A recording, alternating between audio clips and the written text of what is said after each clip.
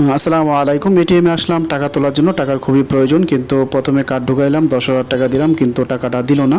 তার জন্য ভিডিও চালু করে আসলো টাকা তুলবো। এটিএমের যে বাইরে যে শাটার, বাংলাদেশে বর্তমানে 99% এটিএম এইভাবে শাটার ফালানো, টোটাল কথা বন্ধ। তো বন্ধ অবস্থায় আমি এটিএমের ভিতরে আসলাম। টাকার খুবই প্রয়োজন, 10,000 টাকা ওই সময় দিছি, আসে নাই।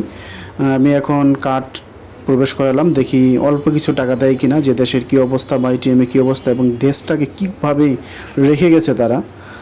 আমি এটিএমে কার্ড দিয়েছি, পাসওয়ার্ড চাচ্ছে, পাসওয়ার্ডটা দিতেছি। পাসওয়ার্ড দেওয়া শেষ। আমি টাকা উত্তোলন করব, তার জন্য নগদ উত্তোলনে দিয়ে দিলাম। উত্তোলনে দেওয়ার পরে আমি টাকার পরিমাণ এবার 1,000 দেবো। ওই সময় 10,000 টাকা দিয়েছিলাম, ওঠে নাই। তার জন্য দেখলাম আপাতত 1,000 টাকা দেয় কিনা। দেখি না, 1,000 টাকাও তারা দেবে না, আমার কার্ড রিজেক্ট করে দিছে। বর্তমানে তাদের কোনো টাকার লেনদেন হবে না। বাংলাদেশটাকে কি অবস্থা করে গেছে আসলে, যারা এই ব্যাংকিং খাতে লেনদেন করেন তারা জিনিসটা বুঝবেন যে টাকার কী অভাব। ব্যাংকে তো নিজস্ব কোনো ব্যালেন্স নেই, কিন্তু পাবলিকেরই তো ব্যালেন্স। বিশেষভাবে প্রবাসীকে টাকা দিয়ে কিন্তু ব্যাংকটা মনে করি চলে, তাদের যে টাকা রাখা ছিল সেই টাকাগুলিও নাই।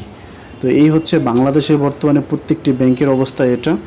কোনো ব্যাংকে গেলে আপনি চেক দিয়ে টাকা তুলতে পারবেন না। যদি এটিএমে যান তাহলে তো কোনো প্রশ্নই না, চেক দিয়ে টাকা তুললে কিছু টাকা উঠানো যায়।